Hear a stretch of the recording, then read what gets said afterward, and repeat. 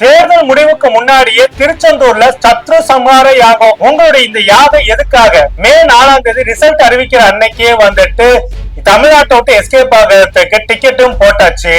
அது குறித்து கேட்டா ஆதவ் அர்ஜுனா வாய்ச்சவடா விட்டு ஊழ உதவுறானே தவிர அத உண்மை பொய்ன்னு சொல்றது கூட திராணி இல்ல. ஒத்த விரலை காட்டி ஒரு விரல் பொழிச்சு பண்ணலாம்னு சொல்லி ரசிகர்களை வர சொல்லிட்டு நீங்க இப்ப ஆஸ்திரேலியாவுக்கு பறக்க துடிக்கிறீங்களே, இது ஒரு விரல் புரட்சி இல்ல, திருச்சி ஓடுது. பவன் கல்யாண் அம்பு விட்டா நீங்களும் அம்பு விடுவீங்க, பவன் கல்யாண் இளநீ குடிச்சா நீங்களும் இளநீ கொடுப்பீங்க, பவன் கல்யாண் மண்டி போட்டா நீங்களும் மண்டி போடுவீங்க. ஆனா அவர் ஜெயிச்சதுக்கு பின்னாடி கோயிலுக்கு போனாரு. நீங்க தோக்க போறன்னு தெரிஞ்சு இப்பவே கோயிலுக்கு போயிருக்கீங்க, ஏதோ ஒரு அரபோட ஜோசியம் பேச்சு கேட்டுக்கிட்டு. இந்த செய்திகள் குறித்துதான் இந்த வீடியோல பார்க்க போறோம். மறக்காம மை சென்னை 360 சேனலை சப்ஸ்கிரைப் செய்வதோட இந்த வீடியோவை உங்க நண்பர்களுக்கு ஷேர் செய்ய மறக்காதீங்க தோழர்களே.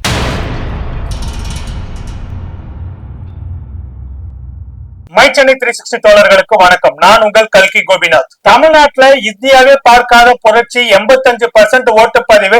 அது எல்லாமே இந்த பனையூர் பண்ணையார் தற்கூரி விஜய் அரசியலுக்கு வந்ததானு சொல்லிட்டு ஊர ஊதார் விட்டு சுத்திட்டு இருதுங்க அணில் கூட்டங்க. அணில் கூட்டங்களுடைய இந்த பேச்சுக்கு வந்து பாத்தீங்கன்னா தற்கூரி விஜயும் ஹைப்பு கொடுக்கறது போல இந்தியாவே பார்க்காத புரட்சி நடந்துருச்சுன்னு சொல்லிட்டு எல்லாம் எக்ஸ்பதிவுல போட்ட பதிவெல்லாம் நம்ம பார்த்துட்டு தான் இருந்தோம். ஆனா உண்மை என்னன்னாக்கா, 1 கோடி வாக்காளர்களை எஸ்ஐஆர்ல இருந்து நீக்கிட்டு மிச்சம் இருக்க வாக்காளர்களை பதிவான வாக்குகளை காட்டி 85% ஓட்டு பதிவுன்னு சொல்லிட்டு சதவீதத்தை மட்டும் உயர்த்தி காட்டி இருக்காங்க. அதை வச்சுக்கிட்டு தன்னோட அணில் குஞ்சுகளை வந்துட்டு மீண்டும் மீண்டும் ஏமாத்துறதுக்கு பேர் தான் அரசியலா? இதையெல்லாம் சமாளிக்க முடியாம ஏதோ ஒரு அரபுட ஜோசியம் பேச்சை கேட்டுக்கிட்டு திருச்செந்தூர்ல போயிட்டு யாகம் பண்ணீங்கன்னாக்க நீங்க உடனே ஜெயிச்சு சிஎம் ஆகிடலாம் அப்படின்னு சொன்னதை கேட்டுக்கிட்டு அவசரமா விடிய காலையில வந்து திருச்செந்தூர் முருகன் கோயிலுக்கு போய் அவசரமா போய் யாகத்தை பண்ணிருக்காரு. என்ன யாகம் பண்ணாரு என்னன்றத பார்க்க போறோம். 2021 41 லட்சம் ஓட்டு அதிகமா இருந்தது. இந்த தேர்தல்ல வெறும் 21 லட்சம் ஓட்டு. அட தாவேகா தற்கொலை கூட்டமே 10 பேத்துல 3 பேர்த்த தூக்கிட்டு மீத இருக்க 7 பேர் வந்துட்டு ஓட்டு போட்டு அது 100% அப்படின்னு சொல்லுவாங்க. அதுல ஒரு ஓட்டு 2 ஓட்டு குறையும் போது அதுக்கு தகுந்த பெர்சன்டேஜ் குறையும். இந்த ஒரு விஷயத்த கூட புரிஞ்சுக்க முடியாம இது ஒரு பெரிய அரசியல் சுனாமி, எங்க அண்ணன் விஜய் வந்து பாத்தீங்கன்னா அரசியல் சுனாமி அது இதுன்னு சொல்லிட்டு ஊழ உதார் விட்டுட்டு இருக்கீங்க. கொஞ்சமாவது அறிவை யூஸ் பண்ணுங்களா தற்குறி முண்டங்களா. இந்த விஷயத்துலதான் பாத்தீங்கன்னாக்க ஏற்கனவே பல தகவல் இருந்து மே 4ஆம் தேதி விஜய் அவர்கள் சென்னையில இருக்கிறதுக்கு முடியாம ஆஸ்திரேலியாவுக்கு போறதுக்காக டிக்கெட்டை வந்து ரகசியமா புக் பண்ணாது. அந்த செய்திகள் வந்துட்டு வெளியான உடனே ஆதவ் அர்ஜுனா அதுக்கு மறுப்பு தெரிவிக்கிறான் அப்படின்ற பேருல மறுப்பலான விஷயங்கள் வந்து பேசிட்டு போனதை பார்த்தோம். ரிசல்ட் அன்னைக்கு ஏன் வந்துட்டு விஜய் அவர்கள் தமிழ்நாட்டுல இருக்காம ஆஸ்திரேலியா கோடி போல நினைச்சிருக்கிறாரு அப்படின்னாக்கா அவருக்கே தெரியும் தான் ஒரு இன்ஸ்டா அரசியல்வாதி அப்படின்றது. முழுக்க பவன் கல்யாணோட அரசியலை வந்துட்டு காப்பி அடிச்சு சினிமாவை தான் காப்பி அடிச்சு ரீமேக்ன்ற பேர்ல வந்துட்டு பல கலிசடத்தனமான வேலைகள் இந்த விஜய் பண்ணா அப்படின்னாக்கா இப்ப இந்த அரசியல்லையும் அப்படியே வந்து பாத்தீங்கன்னாக்கா பவன் கல்யாணம் வந்துட்டு டிட்டோ காப்பி பண்ணி, ஏன்னா மேக்சிமம் பாத்தீங்கன்னாக்கா நடிச்சது எல்லாமே தெலுங்கு வந்து ரீமேக் செய்யப்பட்ட படங்கள். அப்படிதான் வந்துட்டு தெலுங்கு சினிமாவை காப்பி அடிச்சா தெலுங்கு அரசியலையும் காப்பி அடிச்சுக்கிட்டு அது பவன் கல்யாண் மாதிரி கோமாளி ஆட்களை பார்த்துக்கிட்டு காப்பி அடிச்சு அப்புறம் அரசியல் பண்ணிட்டு இருக்கான். உண்மையை சொல்லனாக்கா பவன் கல்யாணுடைய அரசியலை காப்பி அடிக்கிறது அப்படின்றது கிட்டத்தட்ட பாஜக RSS ஆதரவு நிலைப்பாட்டை திணிக்கிறதுக்கு சமம். உண்மையை சொன்னா இந்த இடத்துல அதிமுக தொண்டர்களை புரிஞ்சுக்க வேண்டி இருக்குது.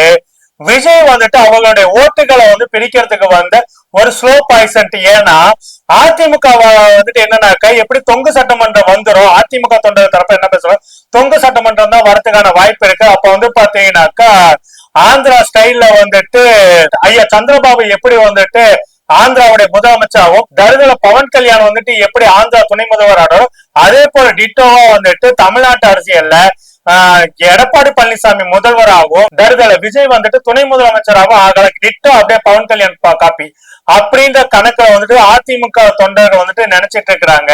ஆனா உண்மை என்னன்னாக்கா விஜய் வந்துட்டு அதிமுக ஓட் பேங்க் வந்து டோட்டலா காலி பண்றதுக்கு வந்து ஸ்லோ பாய்சன்றது அந்த அதிமுக தொண்டர்கள் வந்து புரிஞ்சுக்க மறுக்கிறாங்க. 2031 எப்படியும் வந்து அடுத்த தேர்தல வந்து பாத்தீங்கன்னா கண்டிப்பாக விஜய் வந்துட்டு பாஜகவோட தான் கூட்டணி வைக்க போறாரு அப்படின்ற தகவல்லாம் இப்பொழுது அரசியல் விமர்சகர்கள் வைக்கிறாங்க. இந்த லட்சணத்துல இதுவரைக்கும் இந்திய தேர்தல் வரலாற்றில் இப்படி ஒரு மோசமான ஒரு உளவியல் தாக்குதல் வந்து யாருமே ஏற்படுத்தினது கிடையாது. குழந்தைகள் மனசுல வந்துட்டு உளவியல் தாக்குதல் மூலியமா வந்துட்டு அந்த குழந்தைகளை வந்துட்டு மூளைச்சலவை செய்யற மாதிரி கடைசி நேரத்துல வந்துட்டு தேர்தல் பிரச்சாரத்தை வந்துட்டு செஞ்சு குழந்தைகளுக்கு வந்துட்டு அடம்பிடிங்க, கிண்டர் ஜாய்க்கு எப்படி அடம்பிடிப்பீங்களோ அதே போல அடம்பிடிங்க அப்படின்னு பேசி விஜய் வந்துட்டு பேசின அந்த பேச்சு வந்து பாத்தீங்கன்னாக்கா தமிழ்நாட்டு அரசியல மிகப்பெரிய ஒரு பாய்சன் அரசியல் அப்படின்றது. ஏன்னா இது வரைக்கும் எந்த ஒரு தலைவரும் குழந்தைகளை காட்டி நீங்க வந்து உங்க பேரண்ட்ஸ்கிட்ட வந்துட்டு அடம் பிடிச்சி நம்ம கட்சிக்கு ஓட்டு போட வைங்க அப்படின்னு சொன்னதே கிடையாது.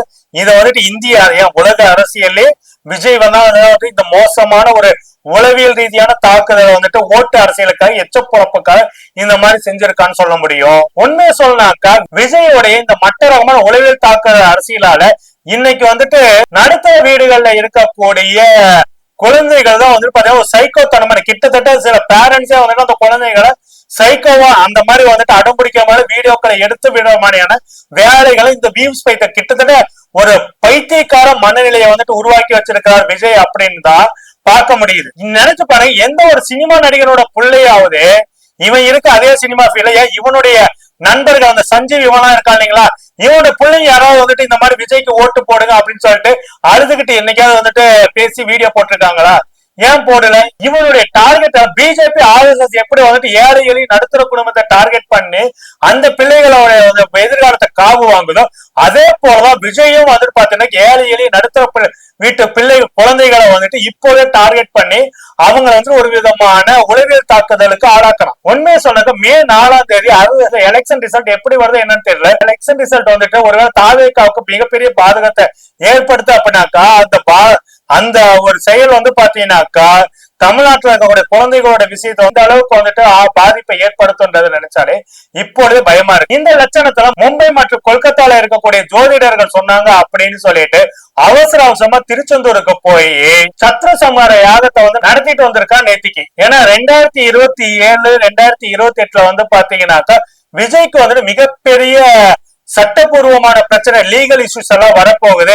அந்த லீகல் இஷ்யூஸ்ல வந்து தப்பிக்கணும்னாக்கா விஜய் வந்து பாத்தீங்கன்னாக்கா இந்த யாகத்தை நடத்தணும். அது இந்த யாகத்தை நடத்தினாக்கா உடனடியாக அந்த ஏற்கனவே பதிவான ஓட்டுகள்லாம் மாயமா மாறி போய் எதிர்கட்சிகளுக்கு விழுந்து எல்லா ஓட்டுகளும் மாறி போய் உடனே விசில் கட்சினத்துக்கு எல்லாம் பதிவானது போல ஆகிடும் அப்படின்ற மாதிரிலாம் பில்டப் கொடுத்து சில ஜோதிடர் சொன்ன முட்டாள் கோயிலுக்கு போனா சாமியை கும்பிடு இது பண்ணு அதை விட்டு ஜோசிகாரங்க சொன்னான்னு சொல்லிட்டு அவசரமா போய் ஒரு அரசியல் தலைவரை கூட ஜோதிடரோட கருத்துக்களை முக்கியத்துவம் கொடுத்துக்கிட்டு நீ வந்துட்டு இந்த மாதிரி வேலைகளை செஞ்சுட்டு இருந்தீங்கன்னாக்க என்ன விதமான பகுத்தறிவு தன்மை. இத்தனைக்கு நீ கொள்கை தலைவரா பெரியாரையும் அம்பேத்கரையும் ஏத்துக்கிற.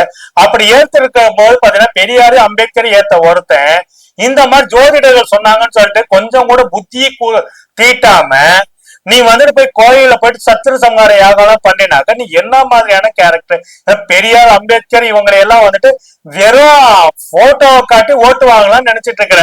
அவங்களுடைய போட்டோ காட்டினாக்கா உனக்கு ஓட்டு போட மாட்டாங்க. நீ அவங்க சித்தாந்தத்துக்கு பின்னாடி நின்னாதான் சாமானிய மக்கள் இவன் நமக்கானவன் நினைச்சு ஓட்டு போடுவாங்க. அது கூட புரிஞ்சுக்க முடியாம தற்கொலைத்தனமான அரசியலை தான் இந்த விஜய் பண்ணிட்டு இருக்கான். இந்த மும்பையில இருக்கக்கூடிய கொல்கத்தால இருக்கக்கூடிய ஜோதிடர்கள் சொன்னாங்க அப்படின்னு சொல்லிட்டு இன்னைக்கு அந்த யாகத்தை ஏன்னா வந்துட்டு 2020 2028 பாத்தீங்கன்னா விஜய்க்கு வந்துட்டு இடி சிபிஐ இந்த சம்பந்தப்பட்ட ரெய்டுகள்லாம் நிறைய வரும். பெரிய அளவு சட்ட சிக்கல்களும் சந்திக்க வேண்டியிருக்கும் அப்படின்ற சொல்லிட்டு எல்லாம் ஏகப்பட்ட பயப்படுத்தலை படுத்தி விட்டதுனால வந்து பயந்து பதறி போய் இந்த யாகத்தை வந்து பண்ணியிருக்கான். அந்த சிபிஇடி இந்த வேலைகள் வந்து தப்பிக்கிறதுக்காக பிஜேபியோட இந்த பி டீம் வேலையே வந்துட்டு விஜய் தொடங்கியிருக்கான் அப்படின்னு சொல்லிட்டு அரசியல் விமர்சகர்கள் எல்லாருமே சொல்லியிருக்காங்க. மக்களே சொல்லுங்க, விஜய் உண்மையிலே வந்துட்டு மாற்றத்திற்கான அரசியல்வாதியா இல்ல பவன் கல்யாண காப்பி அடிச்சுட்டே மெல்ல மெல்ல வந்துட்டு பிஜேபி RSS உடைய அரசியலை திணிக்கின்ற ஒரு பிழைப்புவாதி அப்படின்றத மறக்காம கமெண்ட் செக்ஷன்ல தெரிவிங்க. நன்றி, வணக்கம் தோழர்களே. தமிழக மக்கள் வந்து ரொம்ப தெளிவாதான் இருப்பாங்களே தவிர்த்து இது அயோத்தி மாதிரி ஆக்கலாமே இதுல என்ன தவறுன்னு கேக்குறாருன்னா அப்ப அவர் எந்த அளவு இவருக்கு அறிவு இருக்கு